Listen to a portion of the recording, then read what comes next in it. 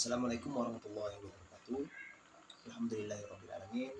Assalatu wassalamu ala asrofil anbiya'i wal mursalin wa ala alihi washabihi ajma'in. Allahumma shalli ala sayyidina Muhammad wa ala ali sayyidina Muhammad. Nama saya Muhammad Farhan Ramadan dari lokal ATN semester 3 lokal B.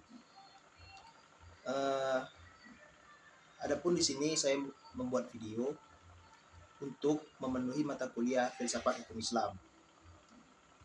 Adapun tugasnya yaitu menyimak buku PDF tentang ijtihad di atas.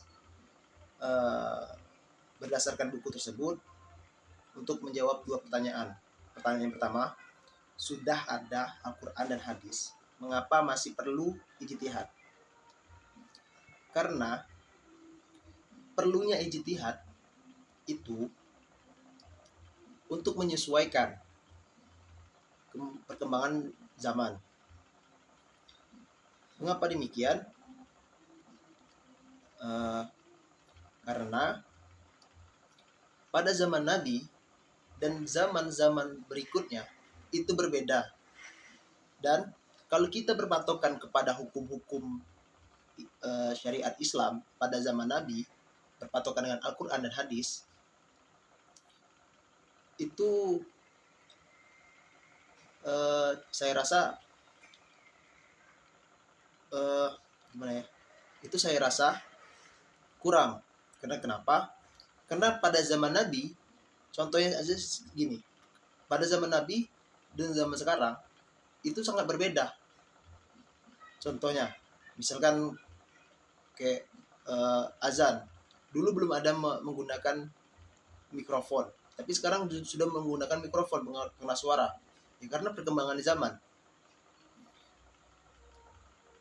Nah, untuk dengan kemajuan zaman sekarang, banyak yang memerlukan hukum-hukum fikih itu yang tidak ada di Al-Quran dan hadis, maka perlunya ijtihad para fuqaha, ahli-ahli fikih.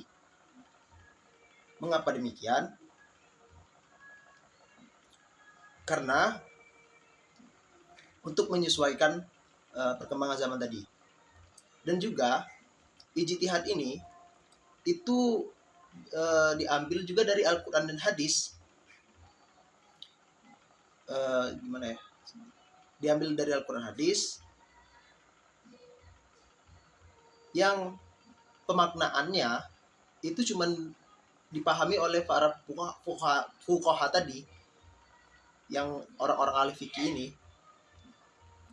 Untuk orang-orang awam itu banyak tidak tahu.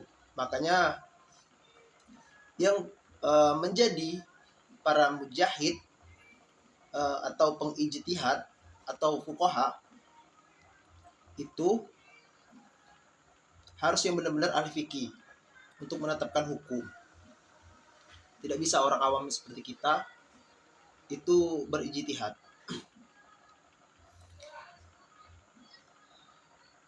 Saya rasa itu cukup untuk jawaban pertanyaan nomor 1. Adapun pertanyaan nomor 2, apa itu ijtihad dan apa saja kriteria orang yang layak berijtihad? Ijtihad dalam artian yaitu mengerahkan kekuatan yang dilakukan oleh seorang ahli fikih untuk menghasilkan hukum syar'i yang bersifat zanni. Hukum fikih yang bersifat zanni ini itu hukum fikih yang tidak ada di dalam Al-Quran dan di dalam hadis, maka ditetapkan oleh para fuqaha ini, para mujahid.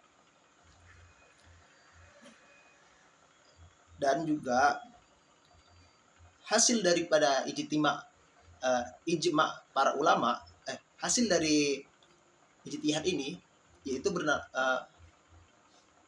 menjadi ijma. Dan yang mengijtihad itu bernama mujahid. Adapun kriteria untuk menjadi mujahid, untuk menjadi syarat-syarat untuk menjadi mujahid. Yang pertama itu yaitu beragama Islam. Yang kedua, syahilul fahmi, yang mempunyai pemahaman secara benar atas ilmu syariat Islam. Dan yang ketiga, mempunyai dan menguasai ilmu tentang sumber-sumber hukum Islam, yaitu Al-Quran, hadis, dan al-ijma'. Syarat menjadi fuqaha atau mujahid ini yaitu dia bisa menguasai juga para hasil-hasil ijtihad para ulama sebelum-sebelumnya. Dan juga ada al-qiyas. Syarat ini juga mutlak harus ada pada diri seorang mujahid, yaitu mengerti ilmu tentang qiyas antara suatu dalil.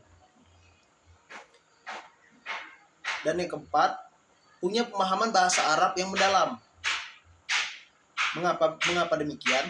Karena Al-Quran dan hadis itu berbahasa Arab. Dan yang kelima, mempunyai keahlian dalam ilmu usul fikih, ilmu tentang hukum-hukum syariat Islam. Itu saja syarat-syaratnya.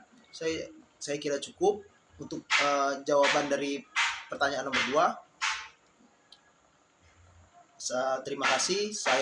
Kalau banyak kata-kata yang salah atau kurangan atau penyampaian saya agak gugup, maklumlah, saya di sini masih dalam tahap belajar.